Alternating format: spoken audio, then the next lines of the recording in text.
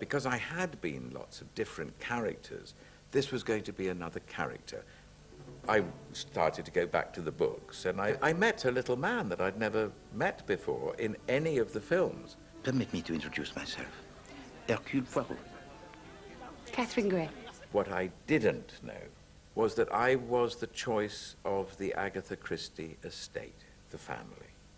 Voila. Is there nothing to which Hercule Poirot cannot turn his finger? Hand. Rosalind Hicks, the daughter of Agatha Christie, and her husband, Anthony Hicks, wanted to meet me and have lunch, and they said how pleased they were that I was going to do Hercule Poirot. And all of a sudden, the conversation became incredibly serious. In fact, Anthony Hicks looked at me and his finger like this, and he said, "We do not want anybody to laugh at Poirot. They can laugh with Poirot, they can smile with Poirot because of his eccentricities, but he is not a clown, and I want you to take him very seriously." No! No, no, no, no, no, no! 36 times, no! I had to learn how to do bow ties when I was out of work actor. I used to get tips from Americans. Yeah, they used to tip me if I could tie their bow tie and teach them how to. Little did I know that this was all wonderful training for a career. But there you are, and I would do my own bow tie, and the bow tie had to be perfect. In fact, somebody said to me, "But it's so perfect, it could be a made-up one." And I knew then I got it right, because for Poirot it had to be that perfect.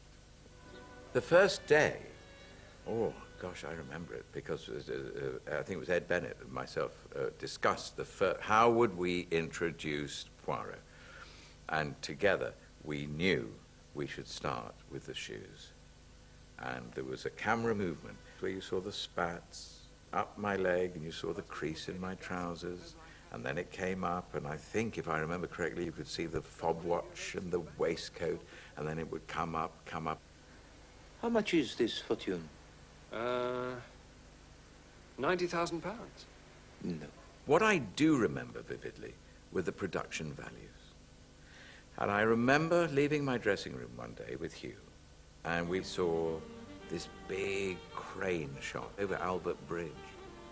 And I looked at Hugh, and Hugh looked at me, and actually, I think it was Hugh that said to me, "My God, they're spending money on this." And I looked and I thought, he's right. And I remember another moment in that first episode.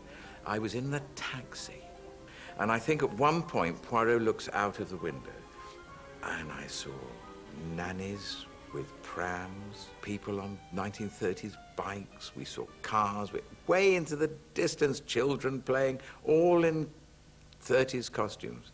And that's when I thought to myself, wow, I'm in something so special. I am interested. Oh, yes. I am distinctly interested. I had to do a mixture of French and Belgian, but I also need to speak English. So I listened to English-speaking Belgian radio, English-speaking French radio. Now, once I'd done that, I couldn't use my own voice. I mean, listen to my voice, it's down here. But Poirot is a head voice. So what I had to do was start with my voice down here.